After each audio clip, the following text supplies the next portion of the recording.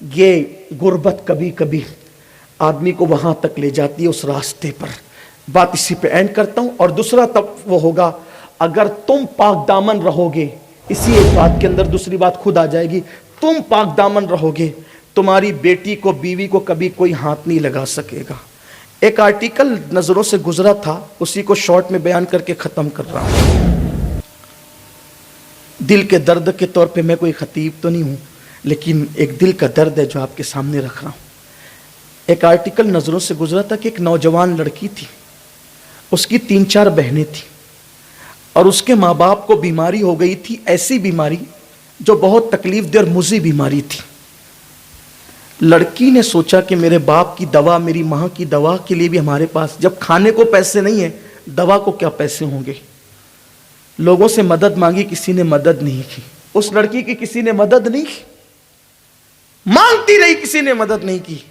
ایک دن اس لڑکی نے سوچا کوئی مدد نہیں کر رہا ہے, اور میں بہت شریف خاندان کی ہوں, اب پیسے کمانے کا ایک ہی ذریعہ ہے کہ جہاں شہر کی عورتیں اپنا جسم بیچتی ہے, میں وہاں جا کر کے جسم بیچوں, بڑی رقم آئے گی, بہن کی شادیاں بھی کروں گی, اور اپنے ماں باپ کو دوا کا انتظام بھی کروں گی.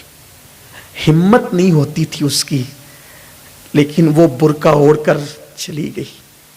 اس لڑکی کے پاس سنگھار کرنے کے لیے میک اپ کا سامان بھی نہیں تھا, لیکن منہ دھو کر کے برقع ڈالا پرانا اور چلی گئی. اس کے پاس پھٹے پرانے برقعے کے سوا کچھ نہیں تھا.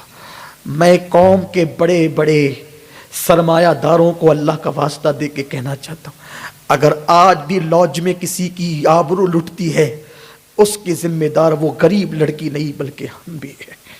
قیامت کے دن ہم سے پوچھا جائے گا.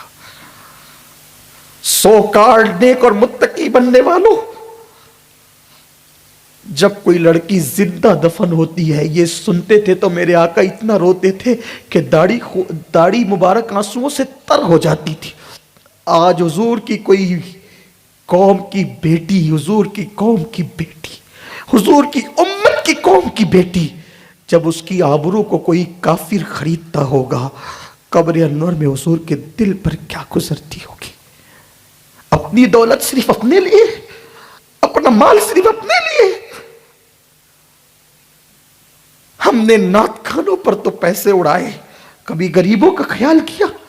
ہم نے قوالوں پر لاکھوں لاکھ روپے لٹائے, کبھی غریبوں کا خیال کیا.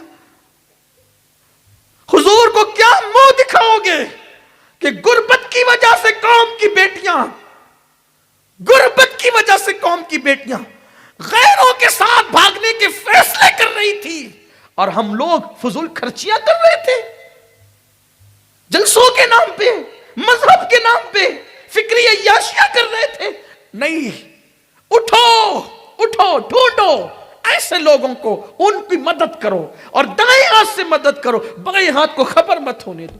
اپنی بیٹی کی شادی کرو, اس کے پہلے دن, دوسرے دن اپنی بیٹی کی شادی کرنا, اس کے پہلے دن 4-5 غریب بیٹیوں کی شادی کر دینا. انشاءاللہ تمہاری بیٹی کے پیر میں کبھی کانٹا بھی نہیں چبھے گا, اس لیے کہ غریب کی دعا انسان کو اس بلندی پر پہنچاتی ہے جہاں ہزاروں سال کی نفلی عبادت نہیں پہنچا سکتی. وہ لڑکی برقع اوڑھ کر گئی جسم بیچنے کے لیے, اور جا کر کے بیٹھی, اس نے نقاب اتار دیا, برقع اتار دیا, برقع اتارا, برقع اتار کے بیٹھی, دیکھتی تھی کہ اب کوئی آئے گا. لیکن بچپنے سے اتنی شرافت اور کردار کے اندر پاکیزگی تھی کہ اس کی نظر بھی کسی مرد کی طرف اٹھتی نہیں تھی. جو آتا تھا دل کی دھڑکنیں تیز ہوتی تھی, لیکن غربت نے مجبور کیا تھا وہاں بیٹھنے کے لیے, غربت نے مجبور کیا. میں تو یہ کہتا ہوں کہ مسلمان اگر ایمانداری کے ساتھ اپنی صرف زکوٰۃ نکال کے غریبوں تک پہنچا دے تو بھی یہ صورتحال پیدا نہ ہو. لوگوں کا منصوبہ ہے پہلے مسلمانوں کو غریب بناؤ, پھر ان کا ایمان چھینو, ان کی بیٹیوں کی آبرو چھینو. بہت قیمتی ہے مسلمان بیٹی کی آبرو. اپنی زکوٰۃ صحیح طور پہ, ہر بندہ کم از کم اپنے رشتہ داری کو خوش کر دے, مالا مال کر دے, دیکھو غربت دور ہو جاتی. لوگ آتے تھے تو دل کی دھڑکن تیز ہوتی تھی, پھر وہ نظریں جھکا. لیکن جو آتا تھا, پوری منڈی میں سب سے زیادہ خوبصورت وہی لڑکی تھی. اس کو حسن بڑا تھا، حسن کی ملکہ تھی، مگر قدرت کے کیا فیصلے ہوتے ہیں، قدرت کی شان ہے، جو آتا نظریں جھک جاتی، آگے بڑھتا، سوچتی یہ آ کے لے جائے گا، یہ آ کے لے جائے گا، یہ آ کے لے، آخر کار شام سے آدھی رات بیت گئی، پوری منڈی سنی ہو گئی، آنے والے کسٹمر آ کر چلے گئے، اس کی طرف کسی نے نظر اٹھا کے بھی نہیں دیکھا۔ پھر برقع پہنا، روتی ہوئی، قسمت کی ماری، قسمت کی ہاری تو نہیں کہوں گا، قسمت کی ماری ضرور کہوں گا۔ وہ قسمت کی جیتی ہوئی تھی جس نے اپنی آبرو بچائی اس منڈی میں جا کر جہاں کوئی محفوظ نہیں رہتا۔ وہ لڑکی اٹھی اور روتے ہوئے گھر کی طرف گئی۔ گھر میں کوہرام مچا تھا کیونکہ بیٹی پہلی مرتبہ آج شام سے گھر سے غائب تھی اور آدھی رات ہو چکی تھی۔ ایک شریف کے لیے اتنا ہی کافی تھا کہ بیٹی غائب تھی، آدھی رات ہو چکی تھی، بہنیں تڑپ رہی تھی، سسکیاں لے رہی تھی، ماں ہوش کھوتی تھی، باپ کا وجود تھر تھراتا تھا۔ جیسی دروازے پہ دستک ہوئی، دروازہ کھلا، اندر آئی۔ ماں اور باپ نے کہا کہاں گئی تھی، کہاں سے آ رہی ہو؟ بیٹی نے باپ کے قدم پکڑ کے کہا بابا پہلے معاف کر دو، پھر کہوں گی کہ کہاں سے آ رہی ہوں۔ باپ نے پوچھا کہاں سے آ رہی میری لاڈلی کہاں سے آ رہی ہے؟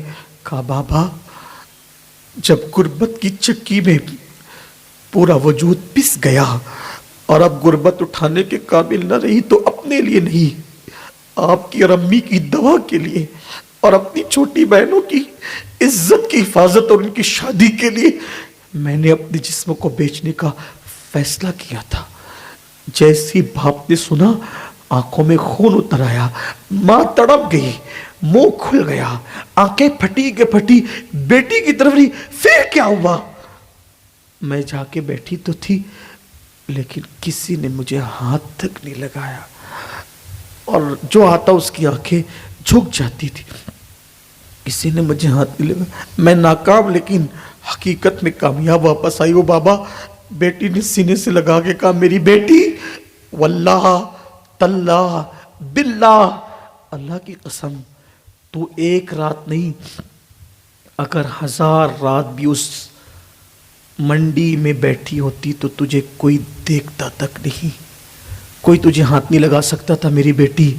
اس کی وجہ یہ ہے کہ مجھے میرے نبی کے فرمان پہ یقین ہے۔ میرے نبی کا فرمان ہے کما تدین و تدان، تم جیسا کرو گے ویسا پاؤ گے۔ بیٹا تیرا باپ غریب تھا لیکن اس نے کبھی کسی عورت کو پاپ کی نظر سے نہیں دیکھا۔ جب تیرے باپ نے کسی کو پاپ کی نظر سے نہیں دیکھا تو میری بیٹی کو پاپ کی نظر سے کوئی کیسے دیکھ سکتا ہے؟ میں نے اپنی آنکھوں کی حفاظت کی اور میرے نبی کے فرمان کے صدقے میں اللہ نے میری بیٹی کی آبرو کی حفاظت کی۔ 2 چیزیں ہیں، غریبوں کی مدد کرو اور اپنی آنکھوں کی حفاظت کرو، اللہ اس قوم کی عزت اور آبرو کو بچائے گا۔ گفتگو کے درمیان کوئی غلطی ہو تو اللہ معاف کرے۔ استغفر اللہ ربی من کل ذنب واتوب الیہ۔ اب اخیر میں ایک اعلان بھی ہے، وہ سماعت کر لیں کہ آپ